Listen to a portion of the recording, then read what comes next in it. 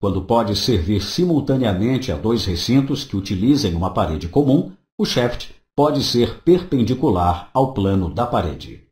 A interação do shaft com as lajes deve ser analisada com muita atenção, pela sua interferência com os elementos estruturais.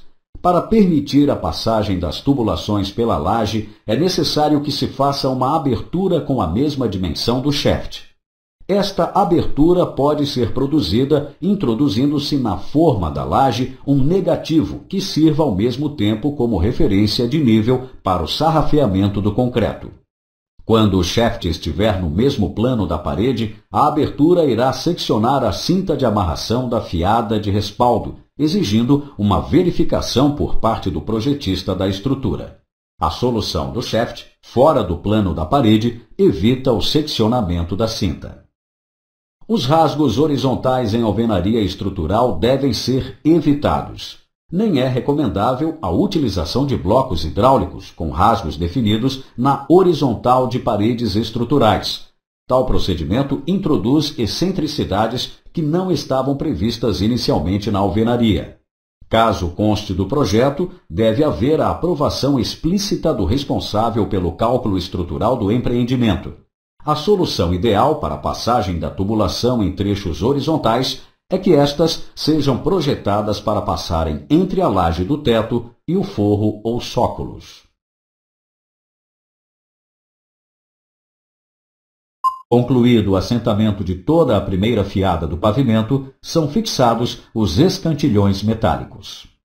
A fixação dos escantilhões deve ser tal que a marca de posicionamento de nível da primeira fiada coincida com o nível da aresta superior do bloco assentado. Caso o escantilhão possua haste graduada móvel, essa recomendação deixa de existir e se passa à operação seguinte.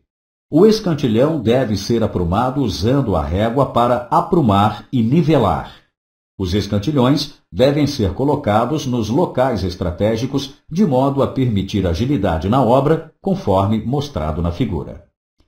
Cabe salientar que a argamassa de assentamento dos blocos da primeira fiada deve ser constituída apenas de cimento e de areia, e que sua dosagem deve ser maior ou igual que as resistências previstas no projeto estrutural. Nessa etapa, o assentamento dos blocos deve ser efetuado mediante o preenchimento com argamassa de toda a espessura da alvenaria, não se limitando apenas à espessura das paredes dos blocos.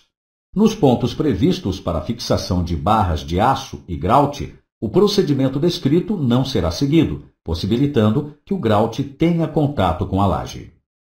Todos os ajustes necessários para o fechamento da modulação da alvenaria devem ser definidos em projeto nas paginações e devem ser seguidos na etapa de marcação.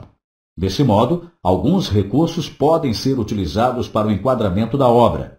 Entre estes, os mais praticados são a utilização de bolachas e a variação da espessura das juntas verticais.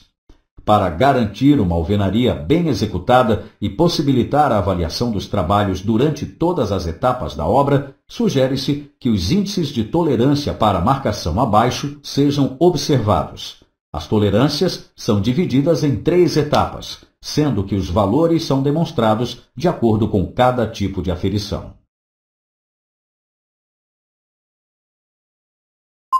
A elevação da alvenaria deve ser executada com o auxílio dos escantilhões nos extremos das paredes e nos vãos, com marcação a cada fiada, conforme o projeto.